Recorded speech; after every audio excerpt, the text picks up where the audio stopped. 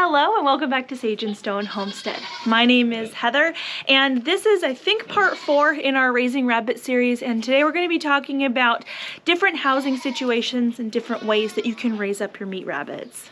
So we've tried a couple different ways of raising rabbits here on our farm, and really what we found that we like best is elevated cages. So I have different types of cage systems that are elevated here in my barn and outside, and we're going to be talking about all of those as well as addressing some other kinds of situations in which you are able to raise rabbits if it works out for you. So one of the main considerations that you want to have when you're thinking about where and how to house your rabbits is ventilation. You want to make sure that there's enough ventilation in the area where, like, the manure and the urine isn't going to build up and cause breathing issues, but also you want to make sure that they're able to stay cool in the summertime. Rabbits can handle a decent amount of cold as long as they do have a windbreak, but really the heat, that's what gets a lot of rabbits. Here I keep my rabbits in a corner of our barn. There's a ventilated door back here. The east wall of my barn there is wide open. There's a really great cross breeze when there needs to be, and we also do have the blessing of electricity in our barn, so I'm able to put fans on them. Someone is doing target practice. It's okay, we'll work with it. So what I have here for my 4 Californian breeder does is a 4-hole cage setup. I've actually made this one myself. I really feel like if you're able to build your own cage, that is the most economical option. You can buy prefabricated cages. You can probably find cages that have already been used on places like Craigslist or Facebook Marketplace, but be aware that those cages really may need to be sterilized. They may need some fixing up, and so you might need some of the tools for making and repairing cages anyway. So we mainly raise Californian meat rabbits here, and these are big rabbits. The does can get 12 pounds. We have ours hooked to the ceiling with this metal cord, and they're not going anywhere. The cages are also screwed to the wall. Because these rabbits are so big and they require a big nest box when they kindle, I want to make sure I give the rabbits plenty of space. So the minimum cage that I like for my does is 30 inches wide and 36 inches deep. The cage setup that I have here has holes in the front, so when I need to get into the cage, I will open it like this, and it can be a little bit difficult to reach things that are in the back of the cage, and so I have a little nifty tool here. I bought this online. This is my bunny grabber, my bunny getter, I call it. This little thing is really handy in the type of setup that I have, so you might consider getting one of these.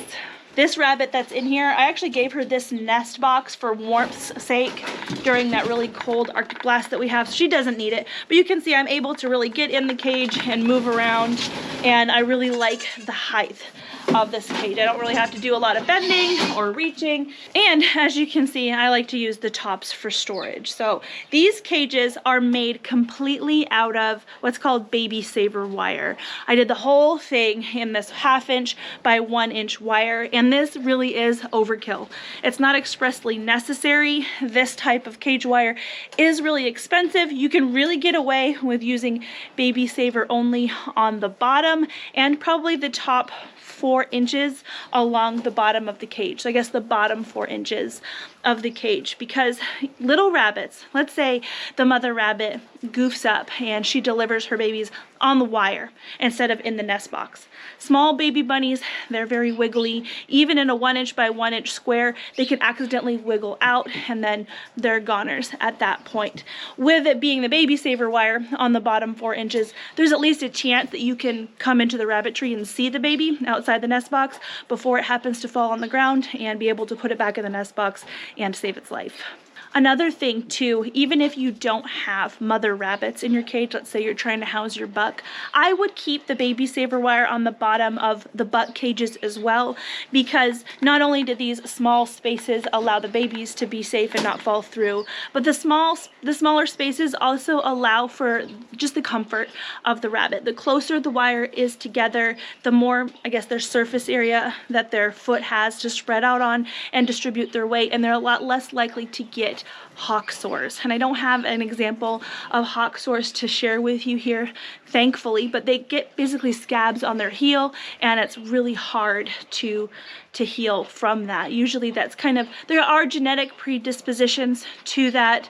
We have had hawk sores here in the past with this exact same setup, so some rabbits may be more predisposed to it than others, but it can also be a result of the cage wire being either too wide or a smaller gauge. So we have, I think this might be 14 gauge wire. I'm going to double check and put that in the bottom here, but you want to make sure as well that the cage wire is not too thin. So if you do happen to make your own cages, or if you buy cages that somebody else made, it's really ideal if you look at the cage bottom and make sure with the baby saver wire that the wires that are 1/2 inch apart as opposed to the wires that are 1 inch apart, if these 1/2 inch wires be the wires that are on the top right underneath the rabbit's feet. So welded wire, the way it's constructed, it's just a grid of wire, and one wire does sit lower than the other wire, and they are welded together this way.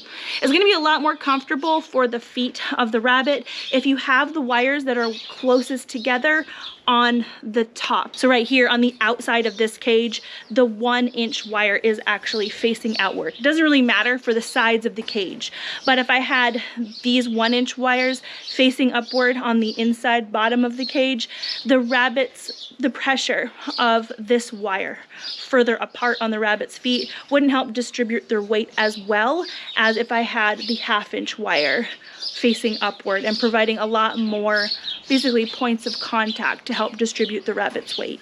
Another great thing that you can get for the cages when talking about the floor and making it comfortable for the bunnies are these resting mats, and this one happens to be pretty well wedged in here, so I probably can't get it out, but you want to consider providing something that the rabbits can get up off of the wire and rest their feet on. We keep one of these resting mats, at least one, in every cage, but if you don't have something like this, or you don't want to buy something like that, you can easily use just a piece of wood, a piece of tile, anything that's going to help get their feet up off of the ground. You could pack in hay in the corner, and the rabbit would eat it and also rest on it, but they would probably also pee on it, and that could be a little bit of a disaster. I've got an example of that next door. So this mama that's in here, she's got a few babies with her. I actually need to take their nest box out today, so I am going to do that. But we recently, because we didn't plan well with our feed, or I didn't plan well with my feed ordering, I ran out of feed for the bunnies, so I had to feed them hay. I don't love to feed hay in these kinds of this kind of cage system because it does tend to collect on the cage wire, and then they poop on it and pee on it, and it creates this mat, and it's just not my favorite thing. I have that in this cage right now, and I'm going to clean it out.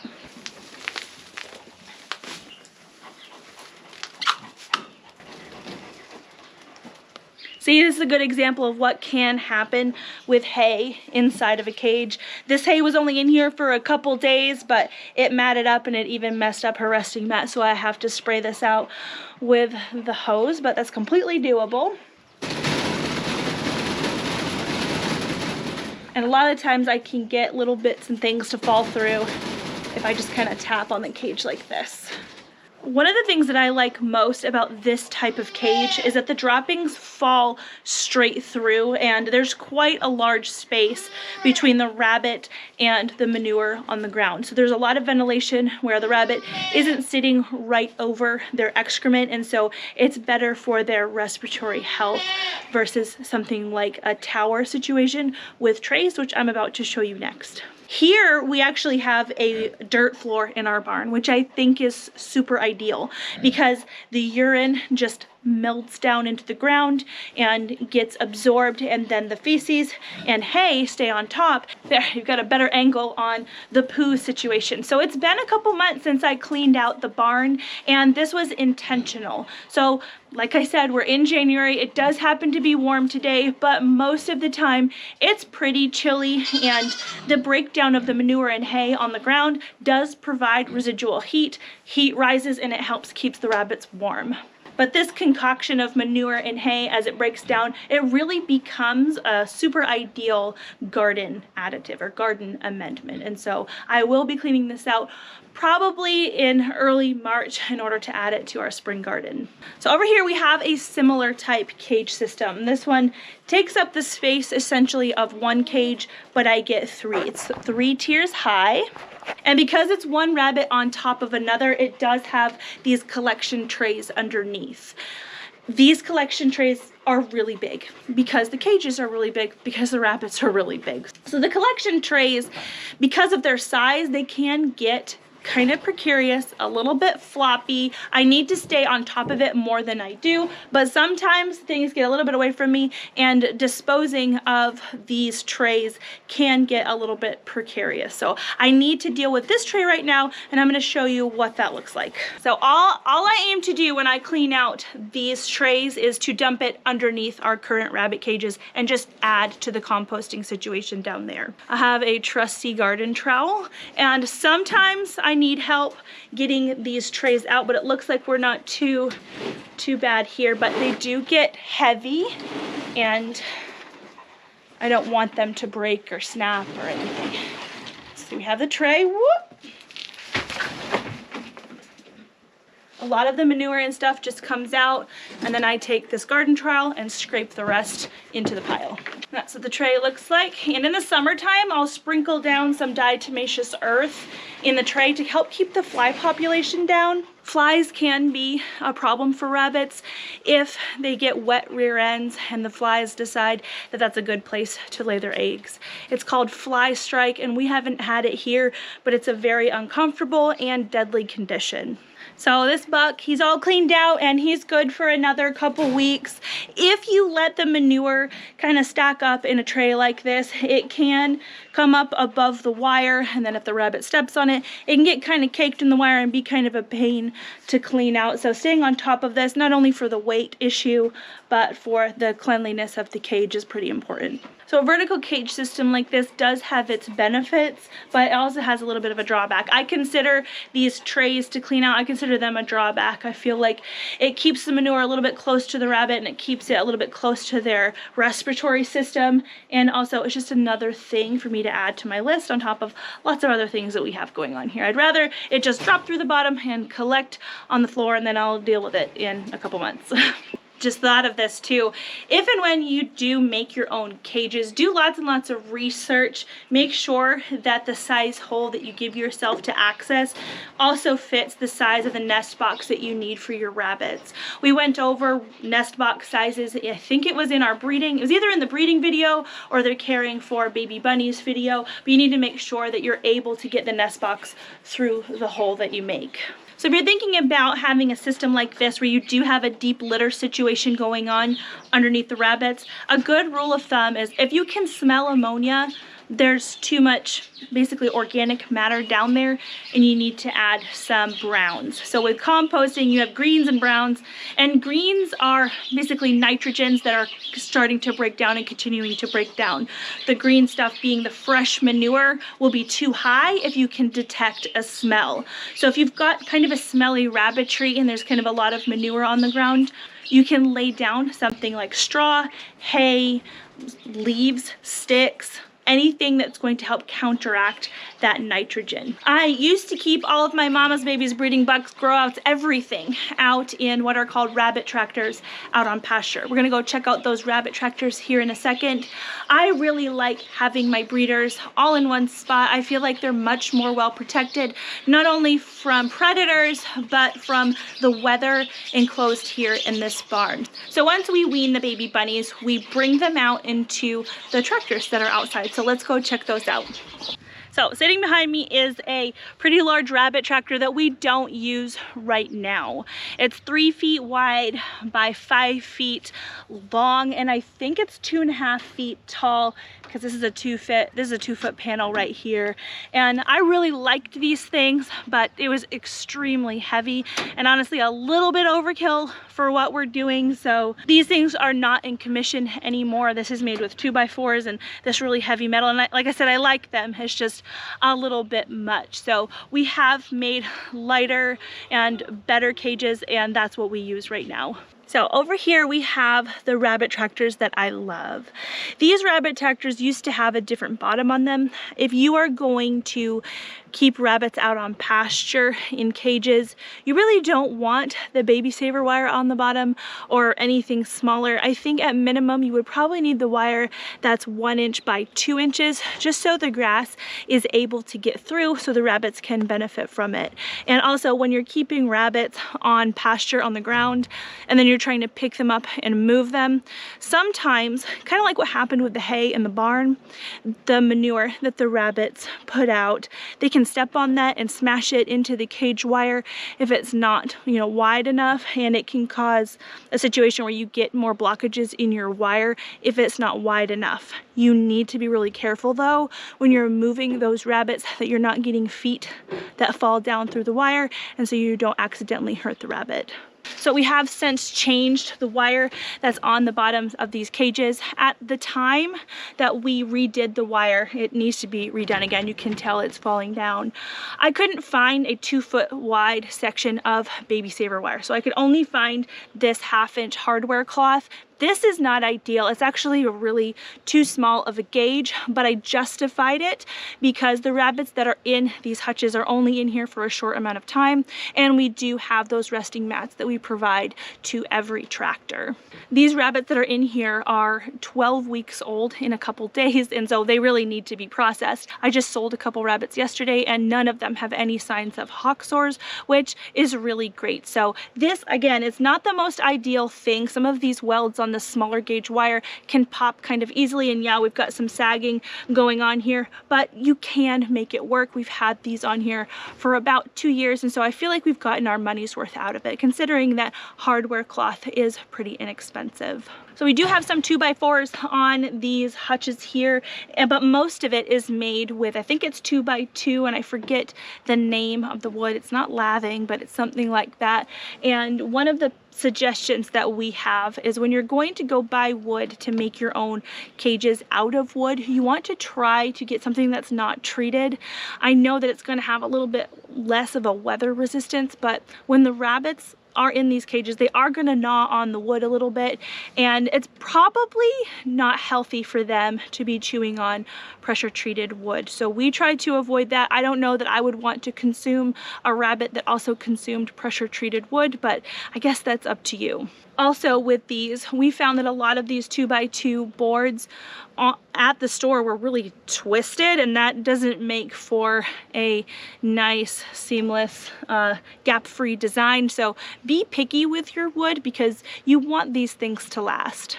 So the cage size that we have here is 2 feet by 5 feet, and we'll put right around 5 rabbits per cage as they're growing out. It gives them about 2 square feet for each rabbit, enough space for them to stretch out, which is really important in the summertime, but we don't do a lot of raising meat rabbits in the summertime. It's just too hot here.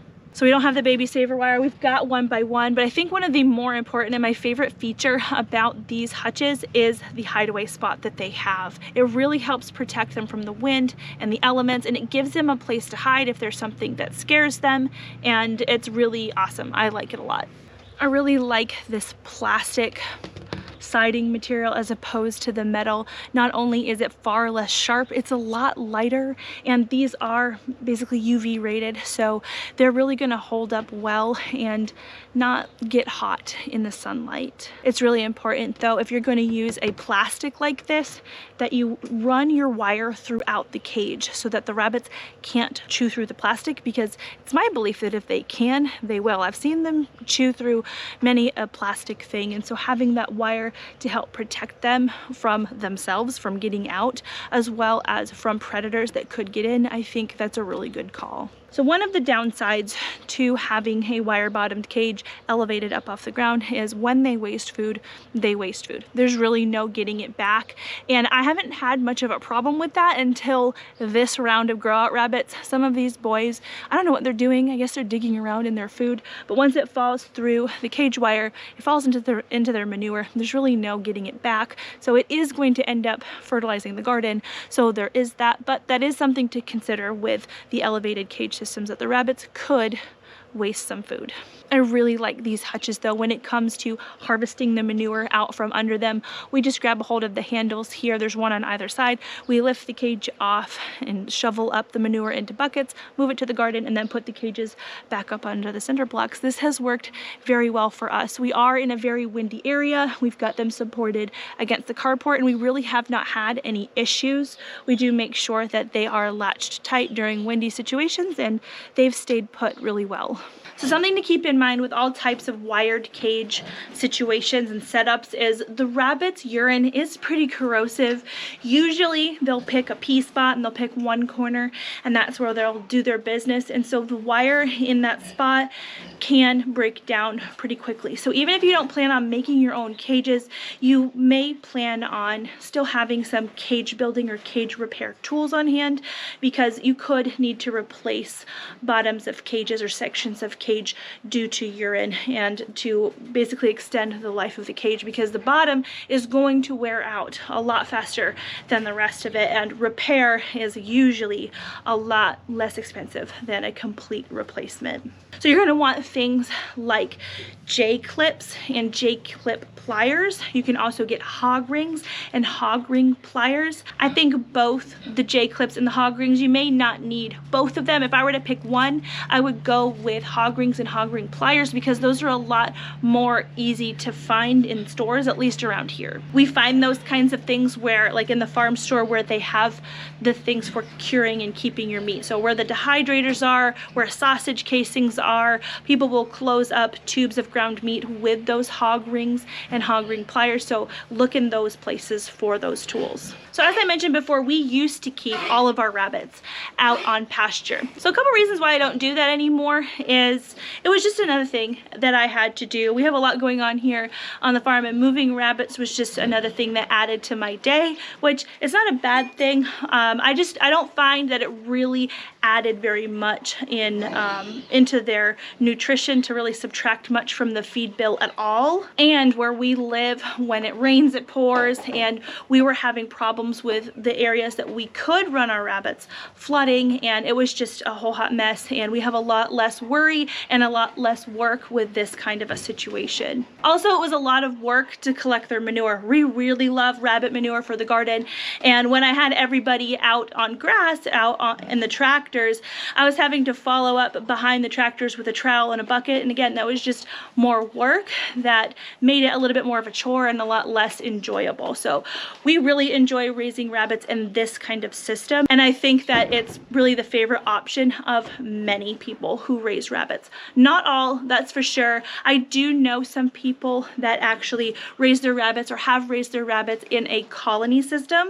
I don't have any experience with that, but basically what that is it tries to emulate how rabbits would, commune in the wild. So rabbits in the wild are in, it's called a warren, and they will have basically a hierarchy system, and it's this whole social system that they have. And so you would raise your rabbits in a large area just all together, bucks and does, and kind of let them procreate as they will, and you just kind of sit back and watch. I really like the idea of that. I just don't think for us in our wetland that would really be a viable option for us. There have been people that have raised rabbits underneath carports. They'll put wire down so as to not let the rabbits dig holes and get out of the whole colony system. Like I said, it's not something we have any experience with, but if that sounds cool to you, it's something that you could consider and something that you could research yourself. So the baby bunnies spend about 2 months in here growing up and nursing their mama, and then around a month out there in the grow out tractors before processing day. And processing is likely going to be the next video in the series. I'm probably going to split it up into 2 parts. If you have any questions, please put them down in the comment section below. I like to try to answer every question that comes in and any comment that comes in, so please feel free. If you'd like me to touch on something that maybe I didn't get into, or you have questions for further clarification, I would love to help you down in the comments. So like I said, we're going to get into processing in the next couple videos in this series. It may not be the next couple videos on the channel itself, but within the series, that's what comes next for those bunnies. So we hope you subscribe and stick around.